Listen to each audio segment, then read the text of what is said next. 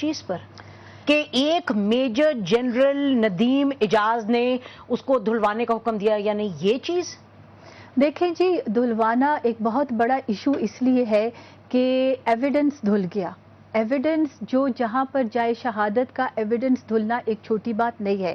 کوئی قتل یا اسیسینیشن میں جب ایویڈنس ختم ہو جاتا ہے تو رپورٹ کے لیے بہت مشکل ہو جاتا ہے.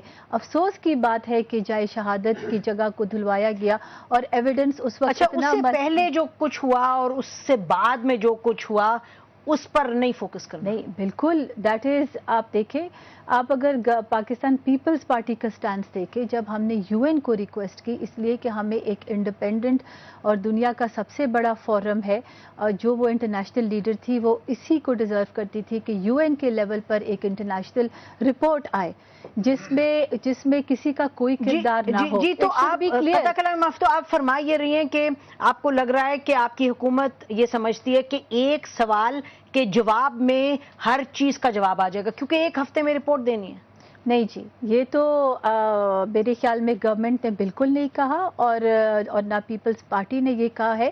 بالکل یہ بڑا کمپلیکیٹڈ کیس ہے اور اس میں ہم سمجھتے ہیں کہ یو این کے رپورٹ کے بعد تو ایسے لگتا ہے کہ یہ جو انکوائری کمیٹی کی رپورٹ کی بات بہت لوگ انوالوڈ ہیں اور بہت سے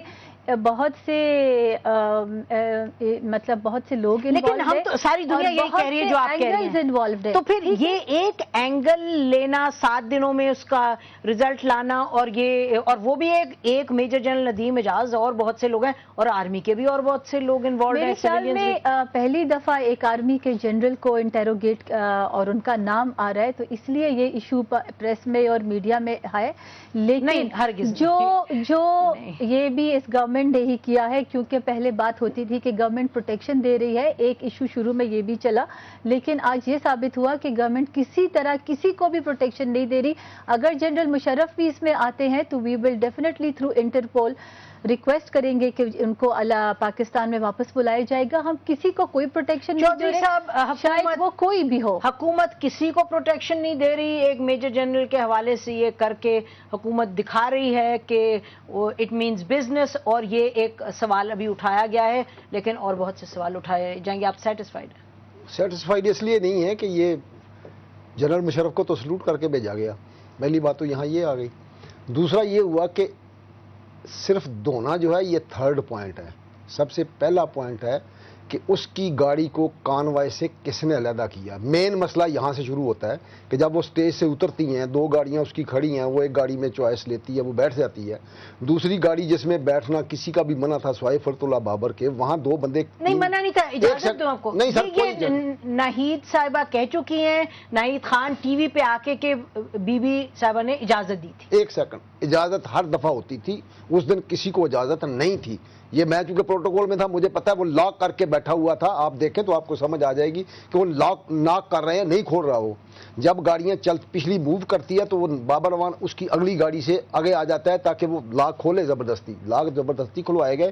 اس کے بعد وہ اتنی تیزی سے نکلے ہیں چونکہ وہ ایک کمپاؤنڈ تھا. آپ ذہن میں رکھیں، آپ کبھی جا کے دیکھیں اسٹیج پہ چڑھ کے، وہ کمپاؤنڈ تھا جہاں پہ صرف 35-40 ہم لوگ تھے جن کو پتا تھا بی بی کس گاڑی میں بیٹھی ہے، یا جو لوگ ٹی وی گھر میں دیکھ رہے تھے ان کو پتا تھا. جو لوگ باہر کھڑے تھے یا ہماری سیکورٹی، کسی کو نہیں پتا تھا بی بی کس گاڑی میں سوار ہوئی ہیں. جو ہی وہ تیزی سے ڈرائیور کا کال ہے کہ مجھے مارا انہوں نے اور جلدی سے کہا نکلو، بی بی کا آرڈر ہے پیچھے سے. کس کو کہا یہ ڈرائیور نے؟ یہ ڈرائیور نے. ہم نے پوچھا بعد میں، ہم نے انکوائری کی پھر تم کیوں نکلے بھی جلدی، بی بی شہید ہوئی ہیں تم بتاؤ. لیکن ذاتی طور پہ کہا پبلکلی کہیں ڈرائیور پبلک باتیں ہوئی ہیں ساری. یہ کوئی نہیں، پوری فائل پڑی یا چیئرمین سینٹ کے پاس اس نے سب کے بیان لیے ہوئے ہیں. وہ کیوں نہیں اوپن کر؟ جی سینٹ جو چیئرمین ہے اس نے تیسرے چوتھے دن سب کے بیان لیے تھے. نائک صاحب نے ڈرائیوروں کے جو اندر بیٹھے تھے. ہمیں تو نہیں پوچھا، ہمیں نہیں پتا کس نے کہا تھا. انہوں نے لیے تھے اور آپ کہہ رہے ہیں فائل پڑی ہوئی، آج بھی اس کے پاس فائل پڑی ہوگی، بیان ہے سب کے. اس نے یہی کہا تھا ڈرائیور نے کہ مجھے مار کے انہوں نے بگایا اور میں جلدی نکلا. آگے ہمارے پائلٹ لگ گیا، پیچھے سیکورٹی لگ گئی، ہم نکل گئے. بی بی جب ہم بی بی کو لے کے نکلے، آپ بڑی نئی بات کہہ رہے ہیں. نئی بات نہیں، آپ کہہ رہے ہیں چیئرمین سینٹ جو ہیں ان کے پاس بیانات ہیں، بیانات ہوئے حلفیہ بیانات تھے. جو بھی بیان ہے مجھے نہیں پتا، لکھا کے انہوں نے رکھے ہوئے ہیں. نہید باجی کے گھر میں بیان ہوئے تھے. 1 سیکنڈ ذرا، مجھے چونکہ پتا ہے نا باتوں کا. نہید باجی کے گھر جا کے بیان ہوئے تھے سب کے.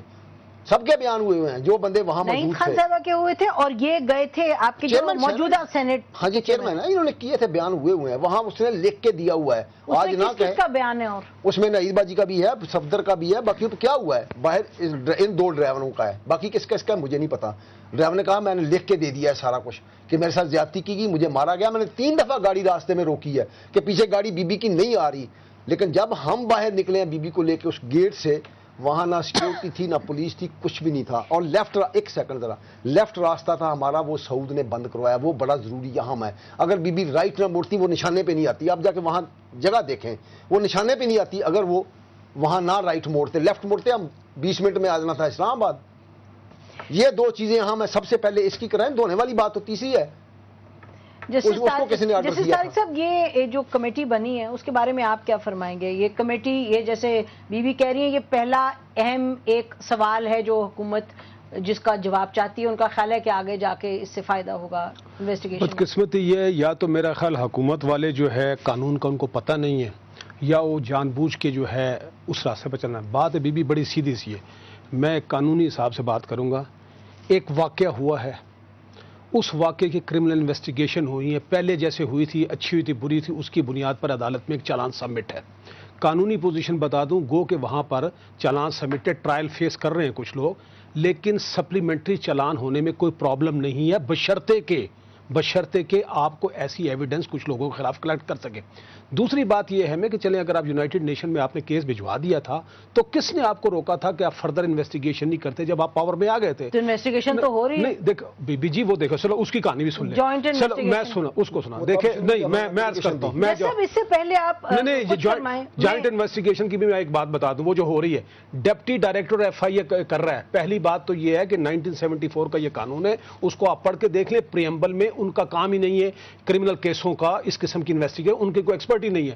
فار دا فرسٹ ٹائم 2004 میں 302 اس میں ڈال دیا گیا, یہ ایک لطف ہے, لیکن گزارش ہے اتنا بڑا واقعہ اور ایک ڈپٹی ڈائریکٹر اس کی انویسٹیگیشن کر رہا. میں آپ کو بتاؤں, پچھلے دنوں وہاں پر آپ نے سب نے اخباروں میں خبر دیکھی تھی, ایک معمولی اسلحے کا کیس تھا, بیل اپلیکیشن لگی تھی, اس میں سپریم کورٹ نے ڈائریکٹر جنرل ایف آئی او کو کہا کہ آپ انویسٹیگیٹ کریں, لیکن وہ ایشو نہیں ہے. بی بی اصل ایشو ہے, اگر یہ واقعی کچھ کرنا چاہتے, چھوڑیں جو کچھ ہے, انہوں نے بہت زیادہ لیپسز ہیں اپنی جگہ, کیا یہ واقعی اس کیس میں انویسٹیگیشن کرنا چاہتے ہیں؟ ایک high powered investigation criminal site پر یہ اپنا ایک بنائیں, اس کو بنا کے قانون کے تحت. جیسا اس سے پہلے کہ ہم یہ جو انویسٹیگیشن کمیشن کی بات کریں اس کی ہم تفصیل میں جائیں, ناظرین ہمارے ساتھ فون لائن پر موجود ہیں جنرل اسد درانی صاحب, former D G I S I ہیں, ان سے ہم سوال کرتے ہیں یہ آرمی کے حوالے سے. السلام علیکم, welcome to the program general صاحب.